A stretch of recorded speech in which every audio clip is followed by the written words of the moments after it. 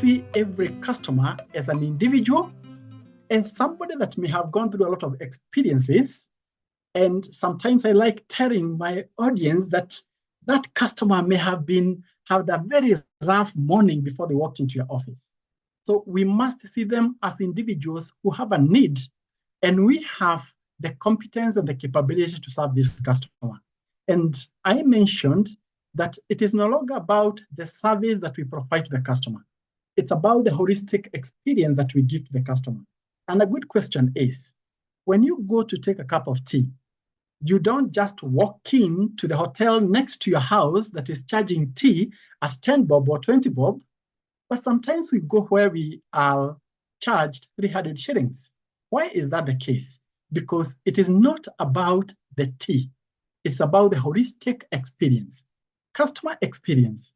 We want not our customers just to experience us, but to make sure that it is excellent. We need to go above and beyond what everybody else is doing. We want to distinguish ourselves from every other service because our customers, they know our competitors. There's a lot of information out there. They have been hearing, there's a lot of advertisement, but they have chosen to walk to our door. So what is it that we are going to do to make sure that our customer is excited, our customer is wowed? I remember some time back, I read about an organization that says, we don't have customers, we have fans. People who just like coming to us. They are like Arsenal fans, you know. It doesn't matter whether Arsenal was defeated yesterday, they will still be celebrating and talking about Arsenal. You know, those that are Man U, those that are Liverpool, they will be talking about the organization. Can we have our people talk about us? Whether there was a mistake yesterday or not, they are still willing to die with us. That we have converted those people who come to us from just people who buy goods to us, but they are fans. They can talk about us in every situation. Going above and beyond, because we have said we cannot just treat our customers. We are not just in business. We are going to wow them. We are saying this involves deliberate actions that elevate customer experience to new heights. What are those deliberate actions? That we can wake up every morning and say, today will be different. Every person who comes to my desk, I'm going to wow them. I'm going to give them the magical experience.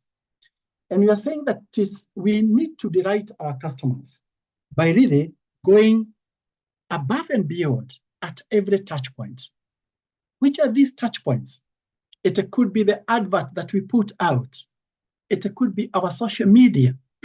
It could be the security person at the door. It could be the first person they interact in our organization, the receptionist. It could be that email they sent. How aptly was it replied to? Or maybe a phone call they made. Were they made to wait for the next 1 hour? Or were they told, we cannot serve you, it is outside time, and therefore try another day? What experiences do we give to our customers?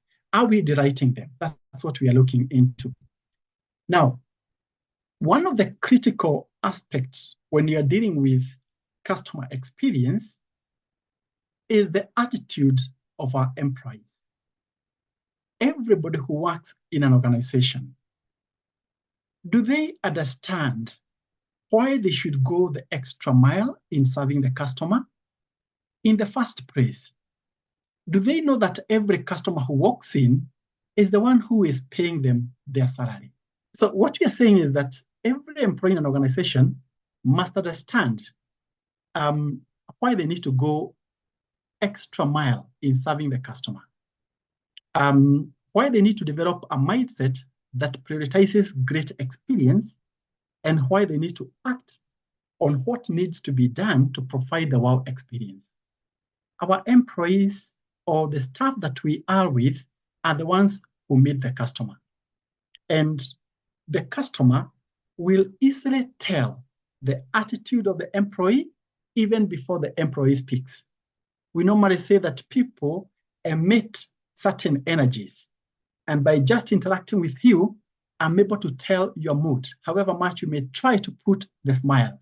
So let us be genuine in the smile that we put. Let us be genuine when we appreciate a customer. On the side, you can see we are saying customers what they say they want. You know, the plain old customer service. That's what they say. But what they really need is excellent customer experience. And you know, what will make them to come back? It is when we go the extra mile. And that is really what, in every service that we do, we need to get our people to realize the importance of moving that extra mile. There is a small video that I would like us to see as we move on. So kindly allow me to stop sharing this so that I can share this small video. We listen to it and then we're able to continue. Hi, this is Chef Hyken. Let's get right to it with a story about a cab driver that delivers outstanding customer service. It was in Dallas, Texas, middle of the summer, 102 degrees, sweltering. And I just finished a program just like this. I walked out of the convention center dressed like this, had a couple of heavy suitcases, and I was in luck because up was pulling the taxi cab. Out jumps the driver. He comes around to take my bags. Let me describe to you what he looked like. Cut off shorts, a sleeveless shirt, messed up hair.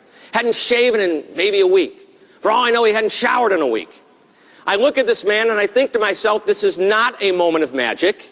This is a moment of misery. Why? As I look at him, I'm thinking, what does the inside of that taxi cab look like?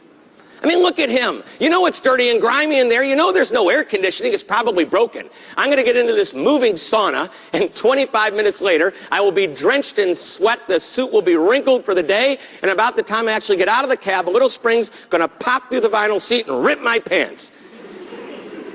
So I look at him, and he looks at me, and he says in this deep Texan accented voice, sounded nothing like the man that I was looking at, and I can't even get as low as he can go, but I'll try. He said, "Get in the cab. It's nice and cool inside the cab. I'll take care of the bags." And he smiled.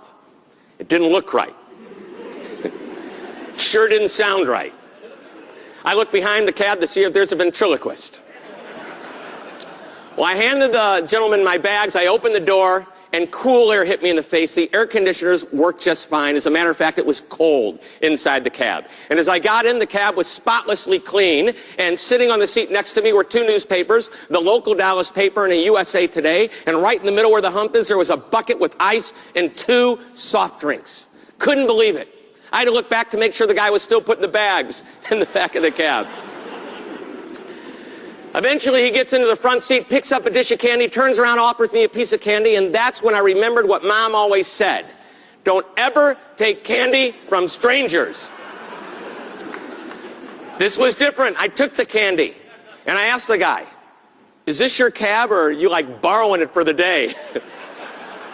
And he answered me. He said, and I won't get as low as he can go, he said, "This is my cab, and you make yourself at home. The newspapers are yours to take with you at the end of the trip, no extra charge. The sodas are yours to drink, compliments of me. Have as much candy as you'd like, and by the way, it's a $22 flat rate, which is the same rate that any honest cab driver would charge you from downtown out to the airport. Sit back, relax, and enjoy the ride." And I thought, wow, this guy's good. We get onto the highway. He asked me a question no cab driver has ever asked me before. "Are you in a hurry? Is it okay if I do the speed limit?" Well, by that time, I was reading a newspaper, drinking a soda. I said, "Take your time." Then we start to talk to one another. He asked me questions like, "Where are you from? What do you do for a living?" We start to converse. And then he asked me if I'd ever seen the famous fountain at Las Colinas. I said, "I'm not sure." He said, he described it to me. I said, "You know, I've seen a picture." He said, "Then you've got to see it in person." And he started to get excited. "It is right on the way to the airport. If you've got an extra few minutes, I would love to show you the fountain. Just to block off the highway, and I'm not going to charge any extra money. It's a $22 flat rate from downtown out to the airport. And it's not only the most beautiful fountain in the entire Dallas area, it may be the most beautiful fountain in the entire United States. Would you like to see the fountain?" I said, "Show me the fountain." I was getting excited. A mile or so later, he pulls off the highway, and there it is, the beautiful fountain. And he jumped out of the cab, and he pulled me out. He said, "Look at that. Is that the most beautiful fountain you've ever seen?" I'm thinking, you're strange, man. It's just a fountain. But for those that aren't familiar with it, larger than life-size statues of horses galloping across the water. And where their hooves are hitting the water, it's splashing up. And I swear, as you look at these horses, these statues, you can sense energy and motion. And if you didn't see the big buildings behind this mountain, you'd swear you were looking out on the prairie at horses running across the water. And he goes on and on about it. We're back in the cab. We're on our way back to the airport. And he asked me for a business card because he collects the cards of the people he works for. And we exchanged cards. And he said, the next time you come back to Dallas, you call me. You let me know what time, what flight, what airline. He says, I will be there. I won't charge you any extra money. It's a $22 flat rate. But I will treat you like a limousine driver. I will park the cab outside. I will walk inside. And when you go over to get your bags, I will be standing there with open arms, ready to help you out. He said, don't worry, you'll recognize me. So we get to the airport. It's $22. He gets a huge tip. And I love telling this story because it started out to be what? A moment of misery. Very good. But it quickly turned into a moment of magic. Because with the exception of the first impression, he not only managed the moments of truth along the way, he created some moments of magic as well. He had the sodas, he had the newspapers, he had the candy, and that little trip to see the fountain. I mean, I couldn't wait to see what we were going to do the next time I came back to Dallas. You know, shopping at the new mall. Well, I can go on and on about Frank, but I'm going to tell you that's not the best part of the story. Now, as Paul Harvey would say, here is the rest of the story. 4 days later, I'm in my office. I open up my mail, and there's a thank you note from my cab driver, Frank. Unbelievable. How often do we receive a thank you note from a cab driver? You know, every Christmas, I get a Christmas card from Frank and his wife. Thank you. I'm sure there's a lesson or two that you can learn on taking care of our customers in another level from Heiken. Great. As you can see, everyone likes VIP treatment. Everyone. Let's not look at them by how they appear. He was given a limousine driver treatment, although it was a ramshackle. But inside there, the experience was great. Each of our customers need to get that VIP treatment. That once in a while, we can rise to the occasion. Actually, not once in a while. We make it as a culture.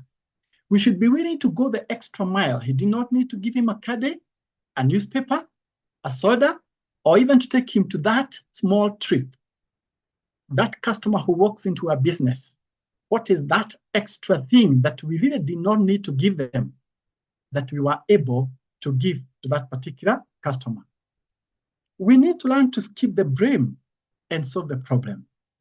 Many times, we can blame the weather. The gentleman could have said, it is so hot out there, and therefore I'm not able to provide for you A, B, C, D. Or the economy is so bad, we cannot be able to send you a thank you card. Or we have excuses as to why we may not be able to give the customer the very best.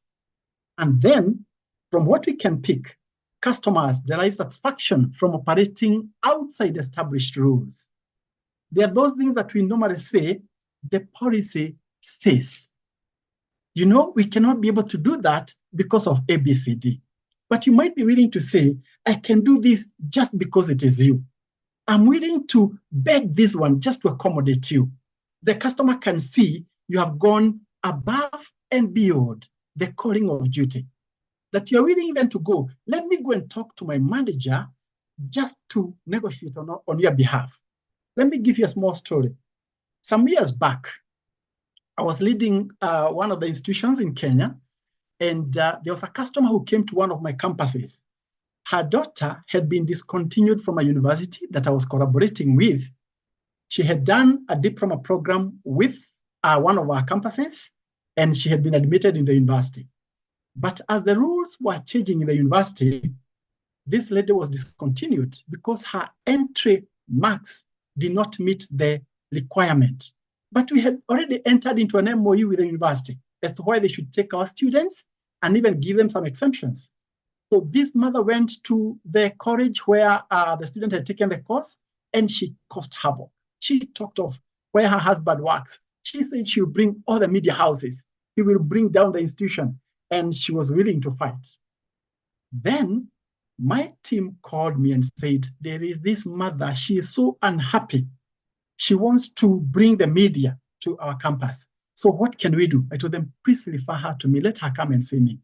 So she was given an appointment for the following day, early morning. And the lady came. She was well built and the voice could be heard. And as she walked in, she had no time, no niceties with the receptionist. And she was firing from, every side. And she says, I want to see the boss. I want to see him. And she was shown, let me call him. And so she did not wait for the call to be made. She stormed into my office and she talked. And I stood up and calmly requested her to sit down. Can I listen to you? Let me write down the issues. That enabled her to cool down and speak slowly so that I could hear what she was saying and write every point down. And when I didn't get it correctly, I asked her, could you kindly tell me exactly what you have said? And she was able to tell me slowly.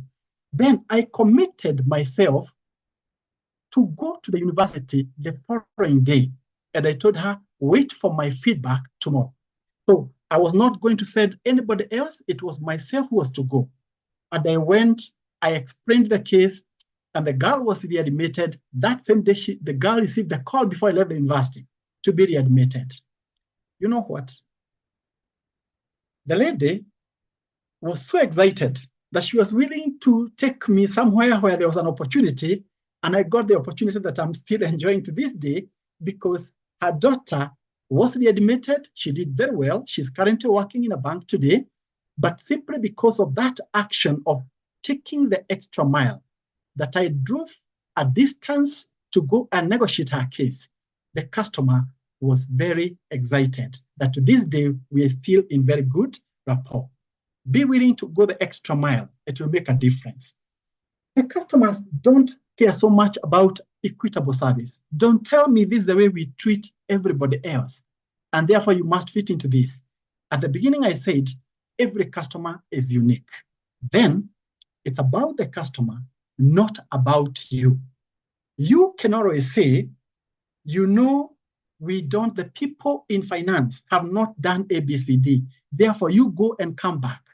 The people in the back office, you can blame everybody else. The customer doesn't care about those other people. It is you who is the contact person. It is you who is the image. You represent the CEO, you represent the organization, you represent everything about what that institution stands for. Therefore, go the extra mile.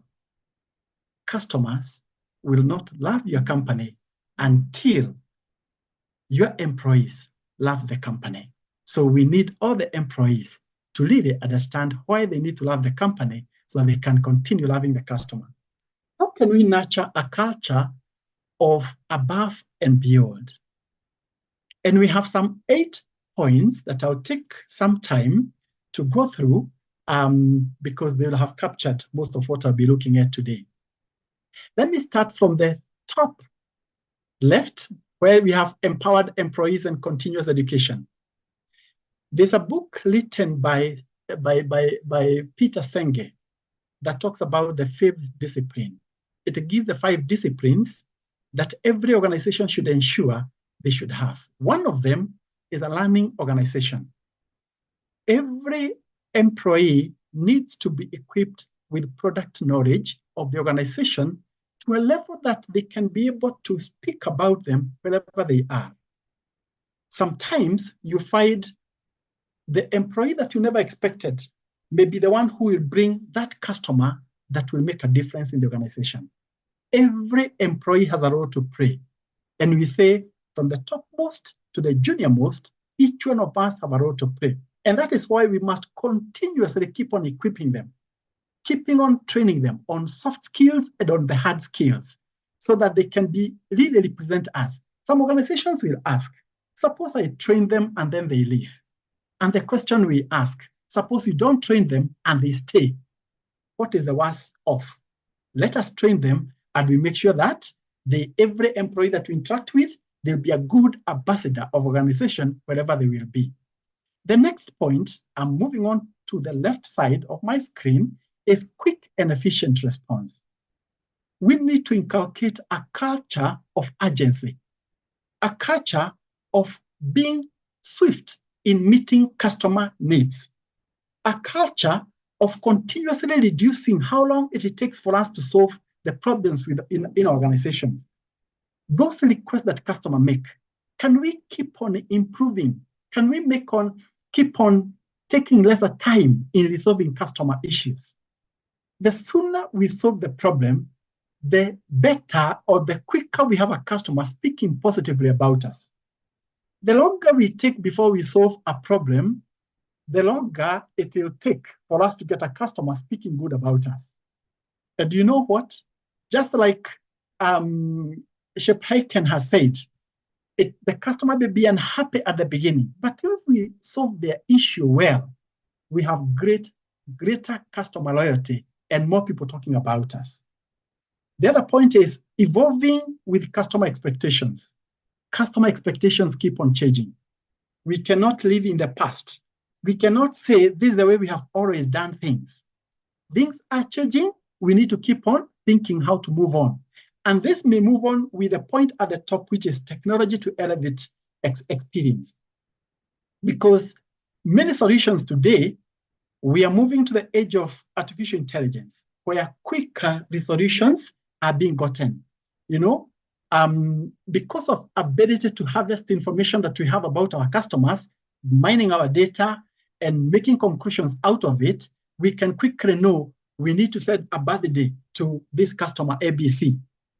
Maybe there's this customer, this is the day they joined our institution. Maybe this is the day they became a customer. And we are celebrating 5 years since you became a customer with us.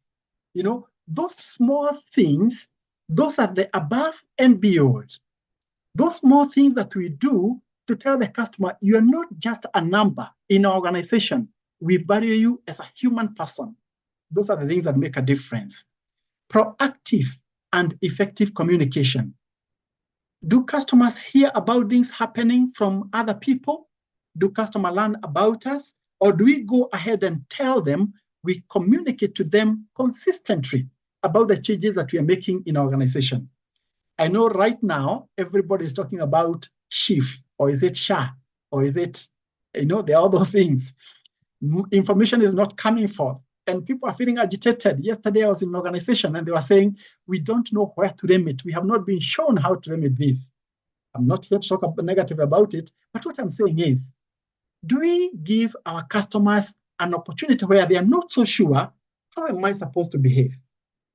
Or are we crystal clear with the way we communicate with our customer? We are proactive in providing the necessary information. Empathy and active listening. Are we quick to communicate what our policy says, or are we listening to the customer? Do we take time to tell the customer, if I heard you say, did I get you right, that this is what you're looking for? The customer realizes he actually listened to me. She actually listened to me. And we are putting ourselves in the shoe of the customer. And that is why sometimes we are willing to slightly bend the rule and tell the customer, just for you, I'm willing to go this extra mile. Then we are saying personalized experience. Let it not just be, this is what we do. And I know as a business, we have many products that we are offering. We have many services that we're offering to the customer. And we can go the extra mile and tell the customer, we can give you this. We can personalize. We also know our customers by name. Sometimes you get surprised when you walk into an institution and you find they can remember your name. They actually called you by name. That it is not just a telephone number. Even when they were calling me, they said, Peter, how are you? And you feel they know me. They actually appreciate me. Although they maybe just looked down my name, but people want to hear their names being called out. Somebody one time told me that whenever they would meet with Jenga Karome, he would make them feel like they're the only human beings that exist. The warm handshake, the eye contact, the body language tells you, you matter to me. You are the most important person at this particular moment. So We can personalize the way we interact with our customers. We make them feel we value them. We make them feel we understand their concerns and they are important to us. And you are willing to go ahead and discuss further to see what we can be able to do for you. Then, do we understand the customer pain points? What are the pain points of our customers? Is it that when they call, it takes a long time for their phone to be transferred to the person that who needs to serve them? Is it that when they walk in, they have to queue for a long time before they are served? Is it that maybe the time it takes for them to get a loan or to deposit their money or to get attention? What are those pain points that our customer wants to be helped with? If we can look into this, these are part of the activities that we can do that will help us to go above and beyond and cultivate it as a culture in our organization that can make a difference. Now, when we are able to resolve our customers' issues, our customers may trust us and they are willing for us to do what we are saying there. Now, there is that customer that knows, am I putting myself in the hands of a shark? You know, that crocodile waiting to bite the customer? Or do I have people that I can trust? Because trust makes the customer come back tomorrow and the day after and the day after, because they know my money is safe.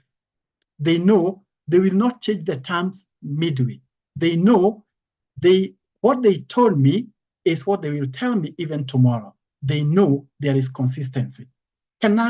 This game we have played, and some people, no matter how much you tell them, you are safe, we are holding you, they still cannot allow themselves to fall because they don't trust us. Can we make our customer to trust us? They are not thinking the person behind me is going to kill me. They are holding a dagger to stab me. We are there to build long-term relationships with our customers.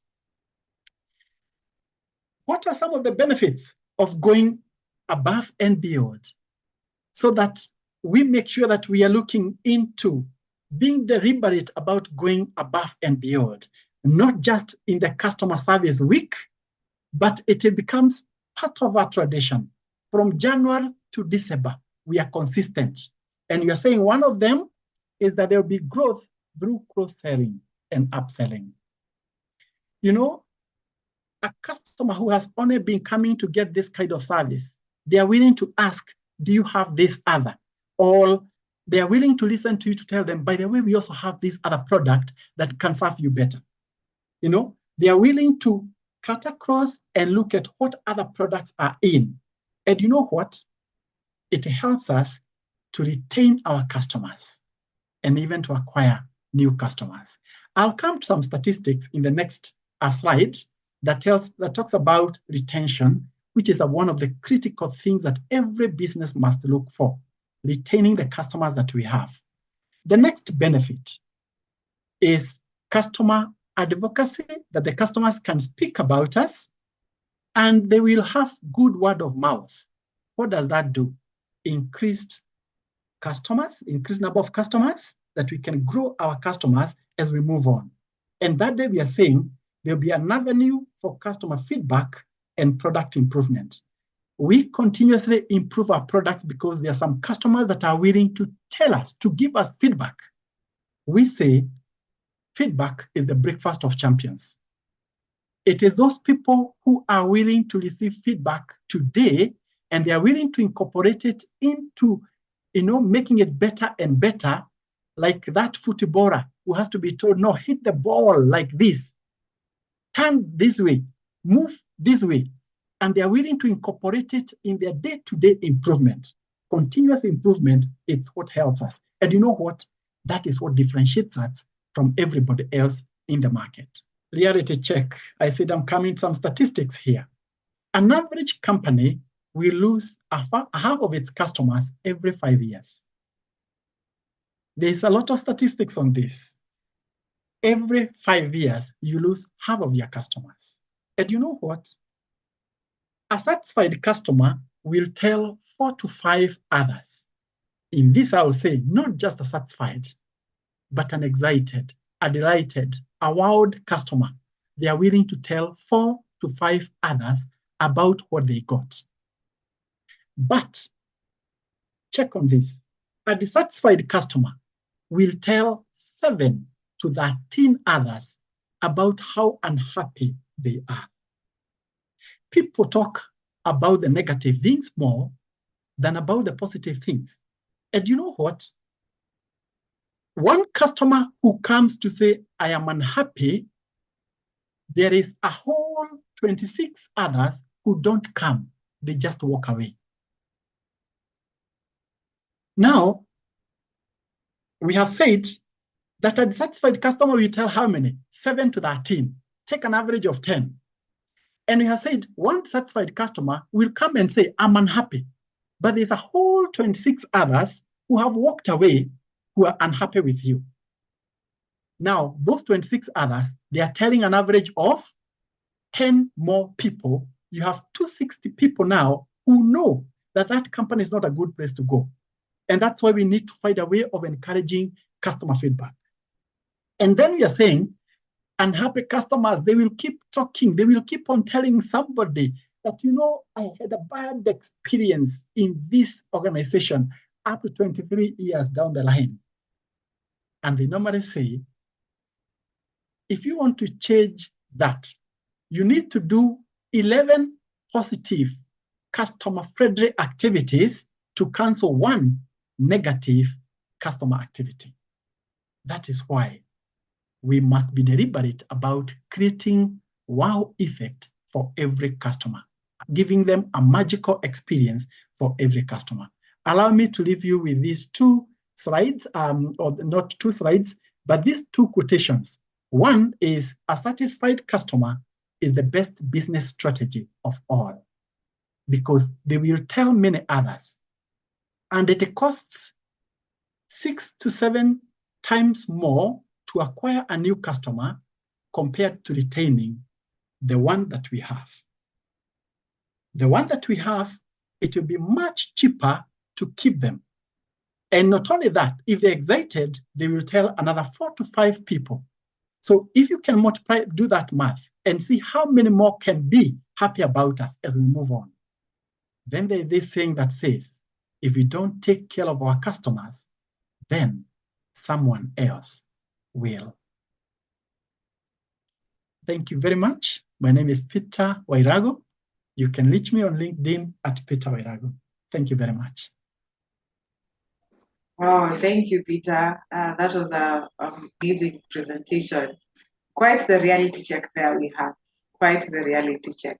I think now this is a wake-up call that we indeed need to take care of our customers and be deliberate, from the person at the entrance to the person at the back, because every single one of us has an influence into this customer's wholesome experience.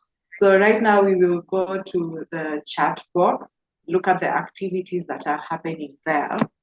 Richard Mwangi has a question. Peter, he's asking, how do you define the line between personalized service and overstepping customer boundaries? Thank you. A good question. It is possible to overstep a customer's boundary, especially if you didn't really understand exactly what the customer is looking for. Now, I know there's some friendliness that goes beyond the professional way, and therefore maintaining a professional approach at every contact that you have with the customer will be the best option that you have for yourself. Stay professional as you serve the customer and you personalize the service. Remember, there's a difference between the person and the personalized service. We are focusing on the service that we're providing to the customer. That service must remain professional so that we don't step the boundary. Thank you. Thank you, Vera. So professionalism is key.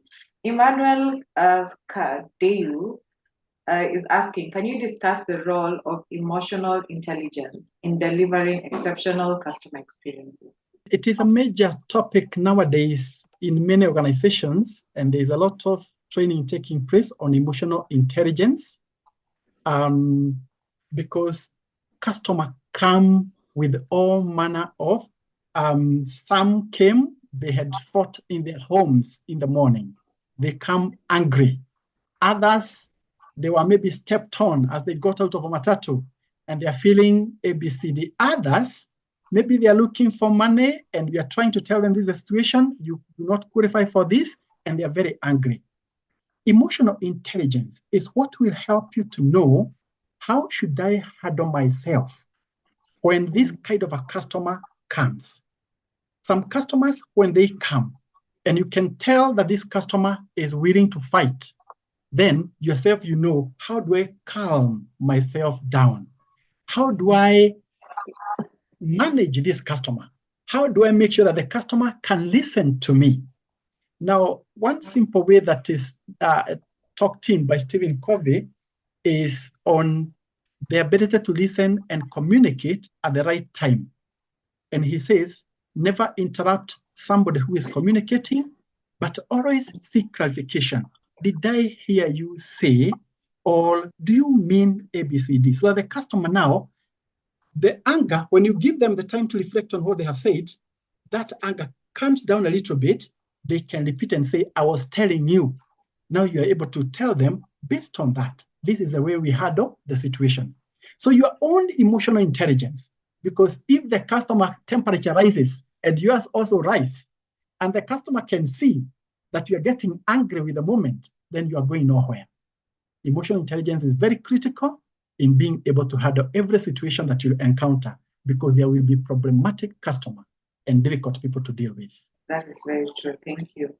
Another question from Karanja Scott. She asked, what is the metric that you recommend for measuring success in customer experience? The metrics that you might recommend for measuring customer experience. Thank you for that question. Another important area. For a long time,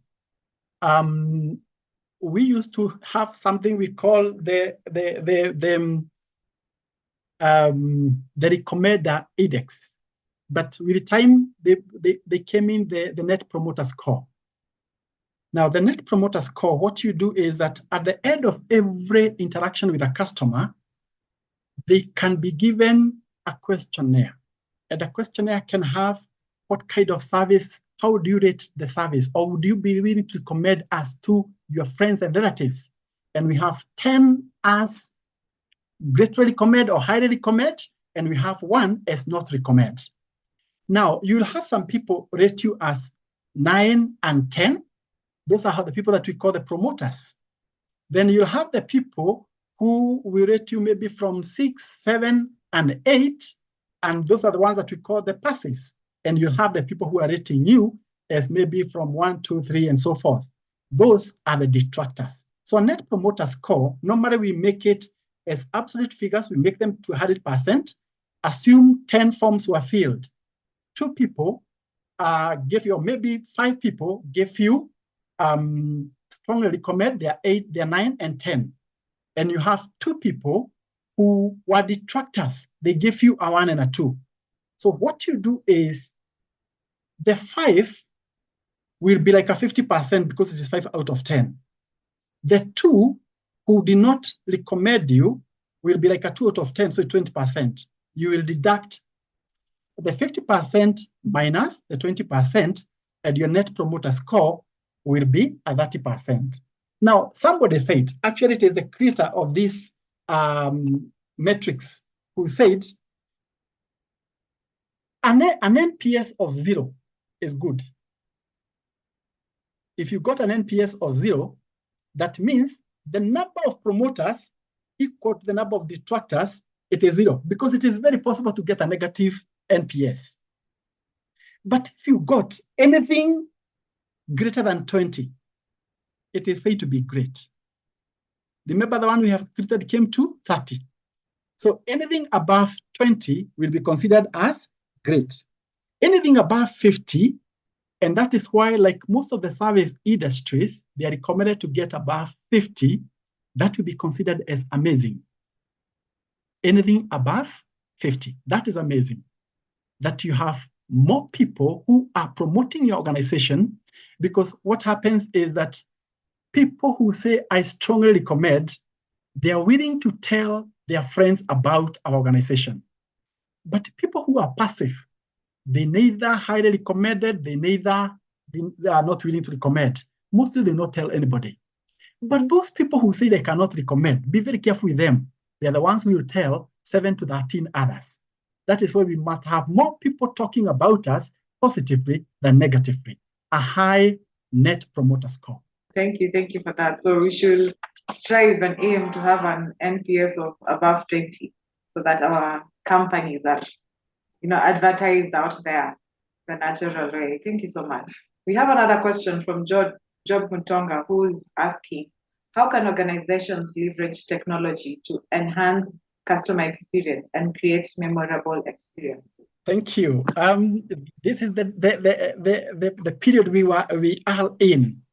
For a long time, not for a long time, I had the privilege of being in the previous period when you had to go with a notebook to the bank. Yeah. I know that, Elizabeth. Yeah. And we got to a time when technology was shifting. That time I was training IT, and we could withdraw money from Kenyatta Avenue, and you go to Moi Avenue, and you find the bank has not yet reconciled. So you can withdraw your money again. But it will come to the end of the month and you'll have a negative balance. But today, what do we have? Organizations have the advantage of technology. And with the technology, it is very easy for you to be able to do a lot of analysis about the data that you have about your customers. Take, for example, a supermarket. And we go and we buy our goods, then we buy using our phones. So they will say, Peter Wairago normally buys Ed month.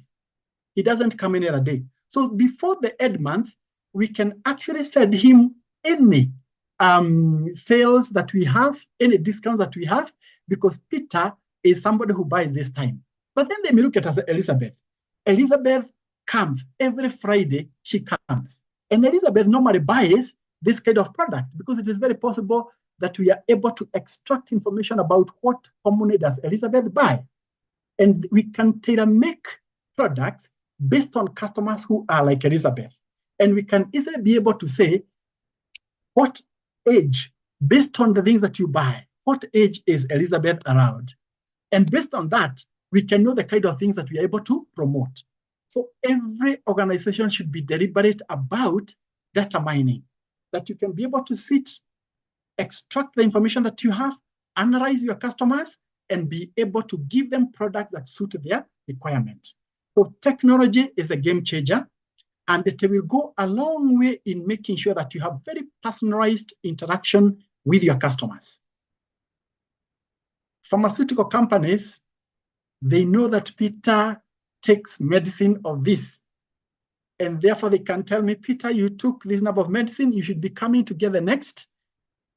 Really, a lot of things can be done.